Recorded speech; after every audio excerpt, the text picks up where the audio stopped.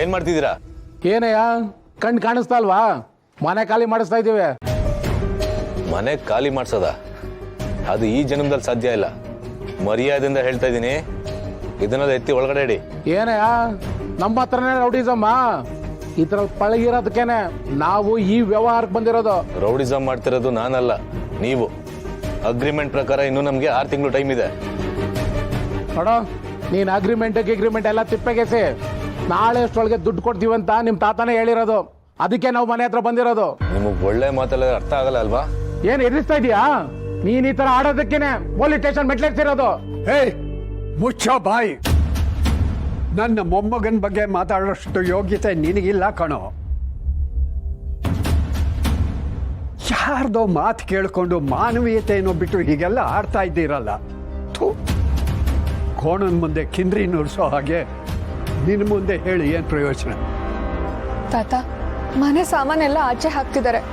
ನಾವೀಗ್ಲೇ ಮನೆ ಖಾಲಿ ಮಾಡ್ಬೇಕಂತೆ. ತಾತ, ನಮ್ಗಿನ್ನೂ 6 ತಿಂಗಳು ಟೈಮ್ ಇದೆ ಅಲ್ವಾ? 6 ತಿಂಗಳ? 6 ತಿಂಗಳವರೆಗೂ ಕಾಯ್ತಾ ಕುತ್ಕೊಳಕ್ಕಾಗಲ್ಲ.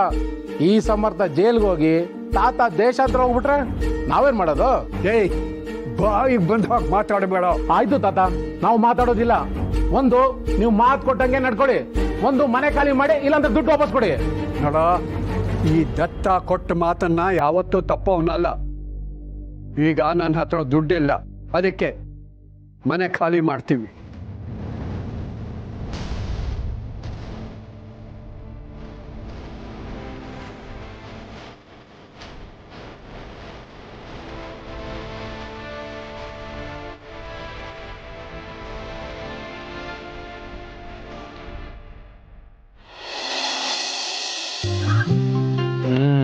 ಅತ್ತೆ, ತಿಂಡಿ ತುಂಬ ಚೆನ್ನಾಗಿದೆ.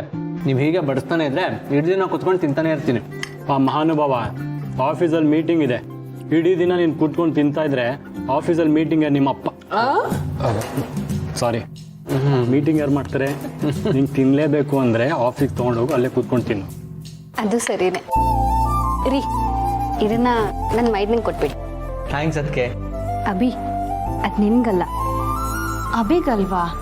ಈಗ ತಾನೇ ಮೈದ್ನಂಗೆ ಅಂತ ಹೇಳ್ಕೊಟ್ಟು ಈಗ ಅಬಿಗಲ್ಲ ಅಂತೇಳಿ ಅವಮಾನ ಮಾಡ್ತಿದ್ಯಾ? ದೀಪಿಕಾ, ಯಾಕೆ ಈ ಥರ ಮಾತಾಡ್ತಿದ್ಯಾ? ಅದು ನನಗಲ್ಲ ಅಂತ ನನಗೂ ಚೆನ್ನಾಗಿ ಗೊತ್ತು. ಅದು ಸಮರ್ಥ್ಗೆ ತಾನೆ.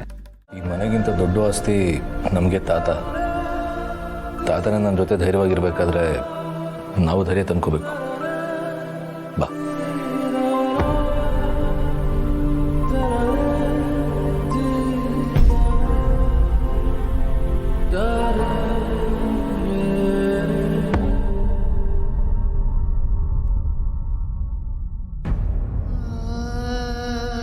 ಇಷ್ಟು ವರ್ಷಗ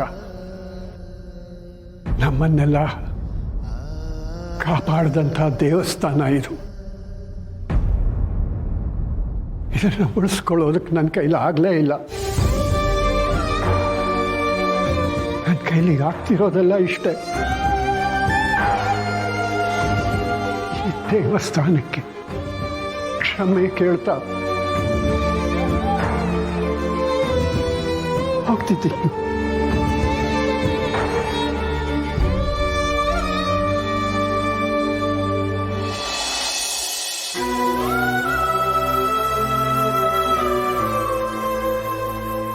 ತಾತ, ನಿಮ್ಗಿನ್ನೂ 6 ತಿಂಗಳು ಟೈಮ್ ಇದೆ ಅಷ್ಟೇ. ಅಷ್ಟರಲ್ಲಿ ನನ್ನ ಅಸಲು ಬಡ್ಡಿ ವಾಪಸ್ ಕೊಟ್ರೆ ಓಕೆ.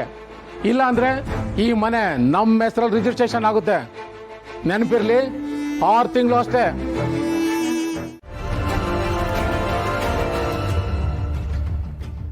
ಯಾಕೆ ಶಾರ್ವರಿ, ತುಂಬ ಟೆನ್ಷನಲ್ಲಿದೆಯಾ? ನಾನು ಸ್ಟೇಷನ್ಗೆ ಹೋಗಿ ರೌಡಿಗಳನ್ನ ಗುರ್ತು ಹಿಡಿದ್ರೆ ನಾನು ಯಾಕೆ ಭಯ ಪಡಬೇಕು? ಆ ರೌಡಿಗಳಿಗೂ ನನಗೂ ಏನು ಲಿಂಕ್ ಇರೋಕ್ಕೆ ಸಾಧ್ಯ? ಅರೆ, ಇದೇನು ಶಾರ್ವರಿ, ರೌಡಿಗಳಿಗೂ ನಿನ್ಗೂ ಲಿಂಕ್ ಇದೆ ಅಂತ ನಾನೆಲ್ಲ ಹೇಳಿದೆ? ರಾತ್ರಿ ಕಳೀತಿದ್ದ ಹಾಗೆ ಬಿಸಿಲು ಬಂದ್ಬಿಡಲ್ಲ. ರಾತ್ರಿ ಕಳೆದು ಬೆಳಗಿನ ಜಾವ ಆಗಿ ಸೂರ್ಯ ನೆತ್ತಿ ಮೇಲೆ ಬಂದಾಗಲೇ ಮಧ್ಯಾಹ್ನದ ಬಿಸಿಲು ಬರೋದು. ಅದೇ ರೀತಿ ರೌಡಿಗಳು ಸಿಕ್ಕಿದ ಮಾತ್ರಕ್ಕೆ ಕೇಸ್ ಬಗೆಹರಿಯಲ್ಲ. ರೌಡಿಗಳು ಸಿಕ್ಕಿ ಅವರೇ ಆ ಕಾರ್ ಕದ್ದಿದ್ದಾರೆ ಅಂತ ಸಾಬೀತಾಗಿ ಆ ಕೆಲಸ ಯಾರು ಮಾಡಿಸಿದ್ದಾರೆ ಅವ್ರ ಕೈಲಿ ಅಂತ ಗೊತ್ತಾಗೋವರೆಗೂ ಕೇಸ್ ನಡೀತಾನೇ ಇರುತ್ತೆ. ಕಡೆಯಲ್ಲಿ ನಿಜವಾಗ್ಲೂ ತಪ್ಪು ಮಾಡಿರೋರಿಗೆ ಶಿಕ್ಷೆ ಆಗತ್ತೆ. ಇದನ್ನೆಲ್ಲ ನನಗೆ ಯಾಕೆ ಹೇಳ್ತಿದ್ಯಾ? ನಿಜವಾಗ್ಲೂ ತಪ್ಪು ಮಾಡಿರೋರು ಆತಂಕ ಪಡಬೇಕಾಗಿತ್ತು, ಆದ್ರೆ ಇಲ್ಲಿ ಆತಂಕ ಪಡ್ತಾ ಇರೋದು ನೀನು. ಅದಕ್ಕೆ ಇದನ್ನೆಲ್ಲ ನಿನ್ನ ಹತ್ರ ಹೇಳ್ತಾ ಇದ್ದೀನಿ.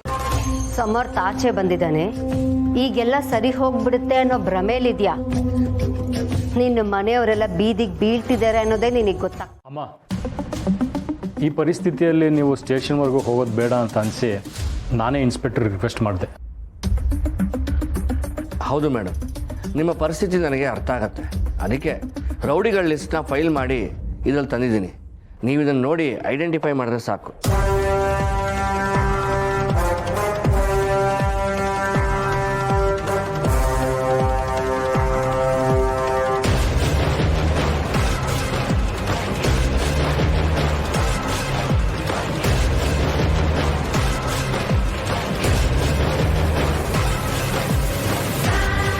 ಇವಳು ಆ ರೌಡಿಗಳನ್ನ ಕಂಡು ಹಿಡಿದು ಬಿಡ್ತಾಳ?